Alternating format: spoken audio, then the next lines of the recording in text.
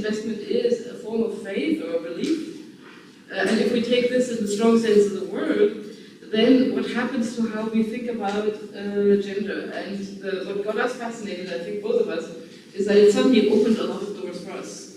Because then you can use, or you can begin to play with other frames of discussion that surround a discussion of faith. For example, could there be a loss of faith? You know, what are the kind of conditions under which someone will lose their gender faith? Are there going to be heretics? And of course there are. Right?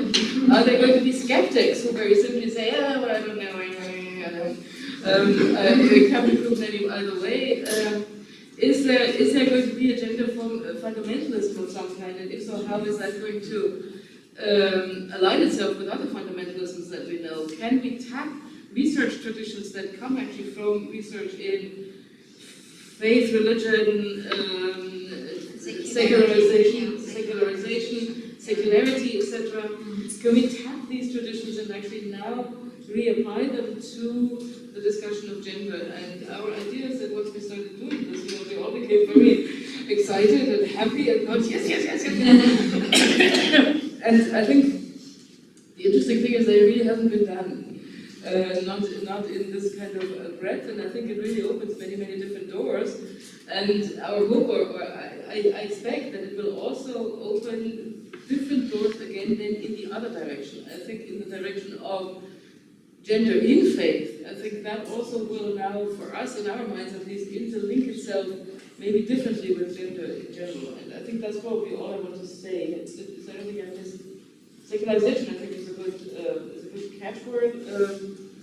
What does secularization mean in other contexts? Do we have areas where gender is secularized in the sense that it is said that in this context gender matters nothing? Right? And if so, what happens in those contexts? And does it happily exist elsewhere? All of these very interesting open questions. I myself am at the moment thinking about that it might help us. I've been thinking about going back actually to a kind of literature. You know, I'm a literature person.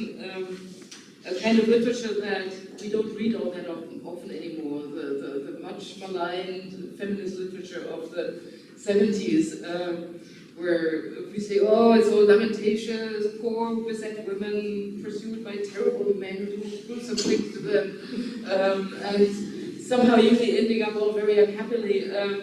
And I think that I've now become interested in this literature again exactly under this heading, whether what we're dealing with is in fact a kind of a not fully executed conversion narrative where the characters and the authors somehow have a little bit like, you know, England after the Reformation, right, have conflicting gender faiths that coexist simultaneously and that produce exactly that kind of agonistic texture. But I think you can open this up in many other directions and many other disciplines.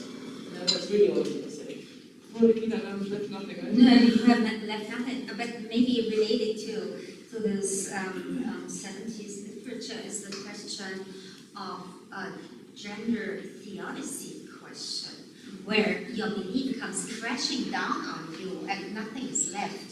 So I would be interested in this in relation to the 70s literature. So we are thinking on that, and it's interesting.